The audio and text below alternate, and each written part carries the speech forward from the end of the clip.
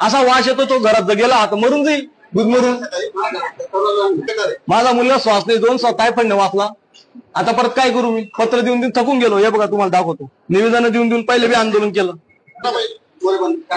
नाही लाईव्ह आहे ना, ते राहू द्या ना. नाही ते राहू द्या ना, असं चालू ठेवा. हा नाही बंद कसं काय होईल? ते तसं काय बसतं ना. बोलून घ्या, पोलिसांना बोलवा, कोणाला बोलवा. काय काय शिकू नका मोबाईल. हा मोबाईल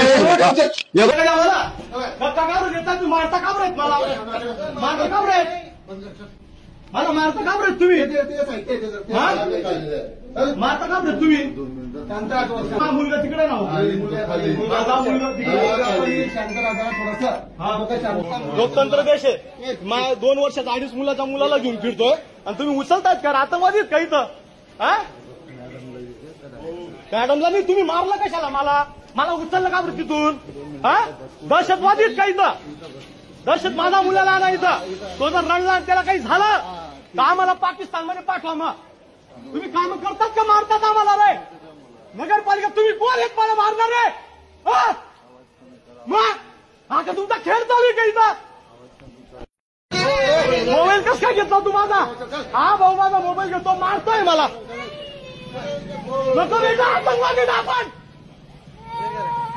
मी नाही सांगू शकत तुला पाकिस्तानमध्ये का गेला तुझा भाऊ. हा देवेंद्र फडणवीस सांगेल करतो रे. तुम्हाला लाज वाटेल काय? मग मारशील का तू? मग कस काय उचललं मला? माझा प्रॉब्लेम तू सॉल्व्ह करतोय का? सॉल्व्ह कर तुझा प्रॉब्लेम. इथलं काय? मग इथं काय प्रॉब्लेम आहे तुला धरायला? पोलिसांना बोलवा, मी निवेदन दिले ते का काय रिसिप्ट दे तुझं चल रे शिव, चाल वरती. 24 तास आहेत तुमच्याजवळ, 24 तास आहेत. मी पत्र दिलेलं आहे. मला लेखी स्वरूपाचं उत्तर द्या. मग देतील, दिलं का? द्या ना, मग लेखी स्वरूपाचं उत्तर द्या. काढून देत नाही तुम्ही, डायरेक्ट धरतात तुम्ही. काढून धरतात रे. दहशतवादी का? हा दहशतवादी सारखं धरतोय मला. नाव सांग, तुझ्या घरी येतो माझ्या बायकोला घेऊन, सांगतो मी कसं काय करतो मग आंदोलन. मग मारतात